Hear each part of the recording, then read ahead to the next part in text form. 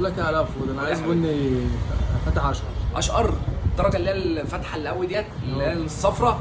تمام. بص، الدرجه الصفراء دي ما تطلعش غير من نوع واحد، الحبشي الهراري.